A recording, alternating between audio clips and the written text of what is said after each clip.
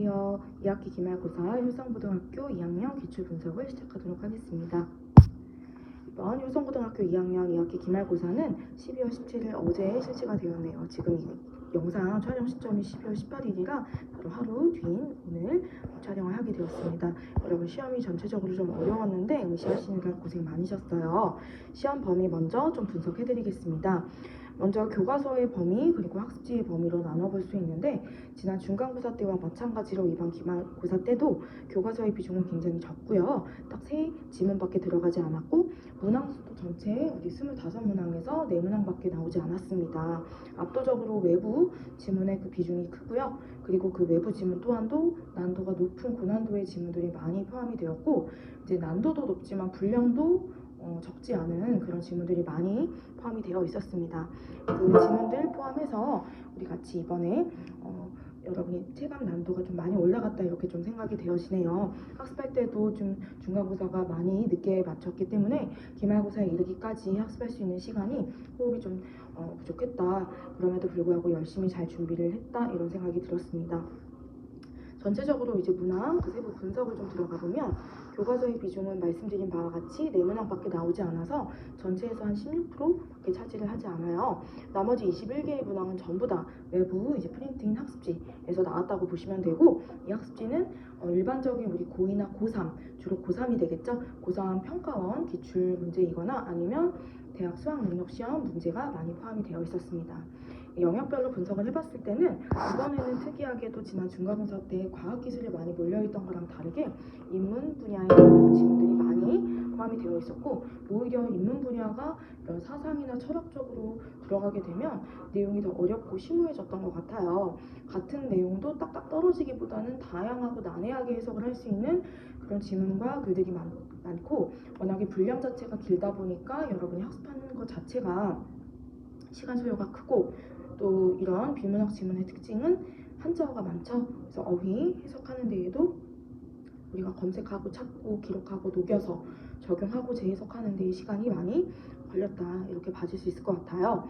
자 그러면 세부 분석 좀 살펴보시게 되면 전체적으로 난도는 이제 앞지문 쪽에 좀 난도가 상이라고 볼만한 지문과 그런 문제들이 많이 몰려 있었고 그리고 이제 뒤로 갈수록 좀 그래도 난도가 나쁘지 않다 이렇게 봐줄 수 있을 것 같아요. 그러다 보니까 객관식 푸는 데에만 시간이 많이 소요가 돼서 논술형을 풀이하는데 여러분이 많이 부담스럽고 시간이 모자라서 다 쓰지 못하거나 오답을 실수로 발생을 시키거나 그런 문제들도 좀 있었을 것 같습니다. 그러다 보니까 전체적인 평균은 낮아질 것으로 예상이 되어지네요.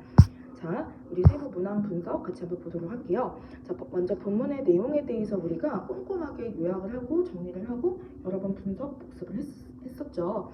자, 그럼에도 불구하고 해당 내용을 기반으로 선지를 구성을 하실 때 선생님들께서 여러분의 어떤 변별력과 또 어떤 오답 발생을 검증하시기 위해서 같은 내용도 중의적으로 해석이 되거나 아니면 여러분이 오해를 하거나 또 실수를 범하기 좋은 그런 표현들을 많이 구사하신 것 같아요. 예를 들면 우리 이번 문제의 오답 그 가장 적절한 답은 이제 5번이에요. 그럼 이게 적절하다라는 것은 앞구절 뒷구절이 모두 맞다는 얘기인데 개별 법칙을 포괄하는 도가 항상 존재를 한다. 즉 이거 저랑 같이 배웠던 항상성에 대한 얘기죠. 한비자가 얘기를 했던 항상성에 대한 얘기인데 자 그런데 모든 이치를 내재하고 있진 않다.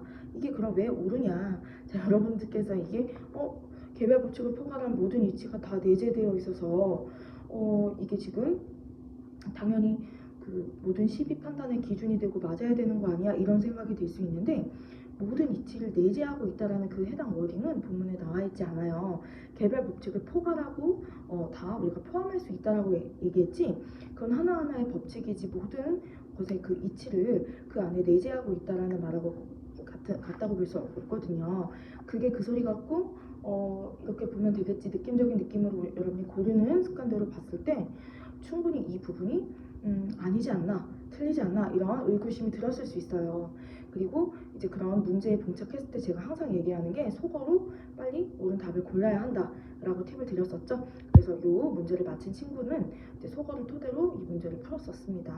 자, 그다음에 4번 문제 같은 경우에 역시나 여러분이 지금 어려움이 많이 있었고 논란이 많이 되는 것 같아요. 그래서 일단은 지금 따지러 갔다 뭐 이런 얘기도 많이 들려오는데 뭐가 됐든지 간에 고생하신 선생님 그리고 더 고생하셨던 여러분 모두 다 제가 안타까운 마음이고 또 좋은 결과로 마무리하게 해주고 싶은 그런 마음이 큽니다. 여러분 애 많이 쓰셨다 생각이 들고요. 일단 좀 제가 몇 가지 말씀을 드리면 저는 개인적으로 여러분이 열심히 과정을 준비를 하시고 쏟아부었다면 그 상응하는 결과를 좀 가져갈 수 있도록 너무 지나치게 어렵게 꼬거나 난해한 해석이 좀 나올 수 있는 그런 구문들은 별로 좋아하진 않아요. 그게 바람직하다고 보진 않습니다만 그렇더라도 이제 우리가 분석을 할 때 다 나의 입맛과 나의 어떤 그런 욕망대로만 문제가 나오진 않기 때문에 어떻게 접근을 해야 되는지 말씀을 드리면 예를 들면 우리 5번 선지가 띠를 활용할 때 이게 그러면 띠를 활용한다라는 말을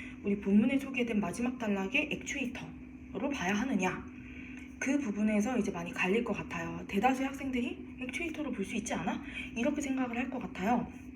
그런데 이제 액추에이터를 우리가 제작을 하거나 고려를 하거나 활용을 할 때 고려할 요소들이 세분화되어 있는 건 맞지만 이게 띠를 활용하는 거랑 꼭 일맥상통하냐라고 보는 데 있어서는 선생님의 관점과 그 의견을 한번 좀 들어볼 필요가 있을 것 같아요.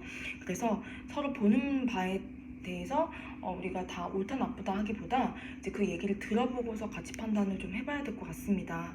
우선은 이제 내신 시험이다 보니까 학교의 의견도 정말 중요하고요. 그리고 열심히 고생하고 노력했던 여러분들도 너무 수고했다라는 생각이 듭니다. 즉 이번에 이 앞쪽 지문에서 앞쪽 그 문항에서 여러분이 다양하게 해석할 수 있는 그런 오해를 하거나 또 중의적으로 볼 수 있는 그런 구문들이 있었다라고 저도 의견을 조금 드리고 싶습니다. 자, 그 다음에 두 번째, 학력별 세분화가 적용된 논술형 문항은 뭐 예나 지금이나 그리고 1학년, 2학년 모두 공통적으로 효성고에서 계속적으로 지금 추구하는 방향이고요. 이 부분이 여러분한테 낯설거나 어색하지는 않았을 거예요. 지금 조건이 항목별로 이렇게 하나, 둘, 셋, 그리고 하나, 둘, 셋 이런 식으로 좀 나눠져 있는 거 계속적으로 보이죠.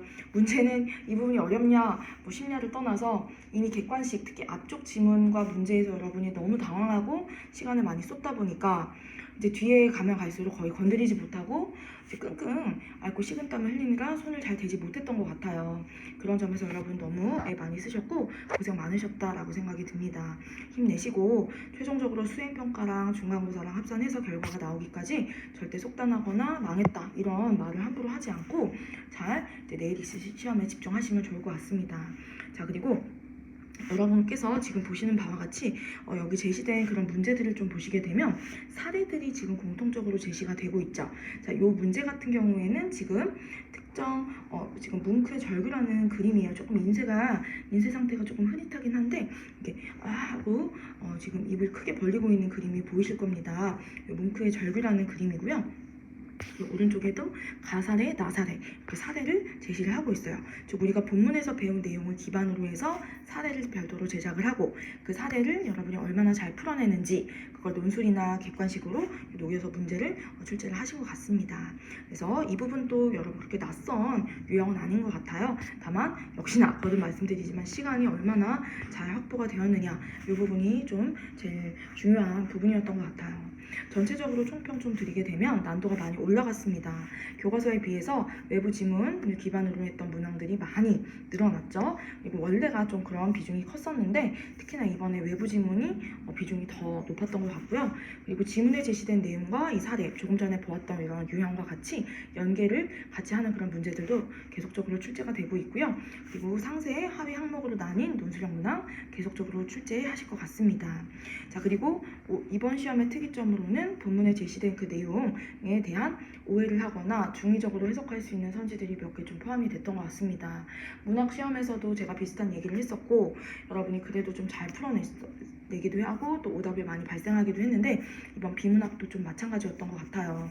일단 2개씩 틀린 친구 뭐 몇 명 존재하고요. 그리고 4개, 3개 정도 틀린 친구들이 꽤 많이 있어서 사실 서술형 평가까지 고려했을 때 최종적인 점수랑 등급은 많이 다운이 될 것 같습니다. 자, 그래서 여러분 힘내시고 중간고사랑 수행 합산해서 최종 결과가 나올 때까지 기운 많이 차리시고 우리 한번 좋은 결과 있도록 좀 생각해보고 최대한 선생님들께 많이 호소도 해보시고 의견도 들어보시면 좋을 것 같습니다.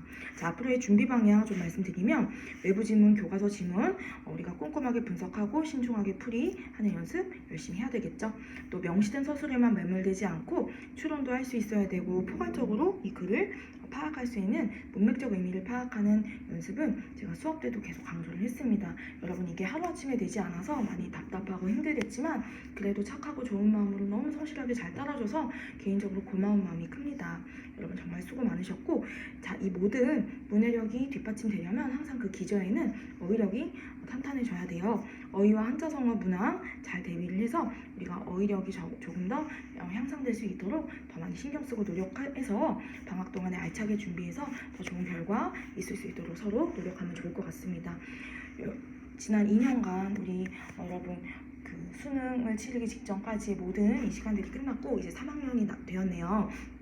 예비 고3 생활 잘 치르시고 또 우리 내년에 내신으로 잘 만나서 1학기까지 최선을 다해서 잘 내신 관리하면 좋을 것 같습니다. 여러분 수고 많으셨고 또 시험 마치시면 푹 쉬시면 좋을 것 같습니다. 감사합니다.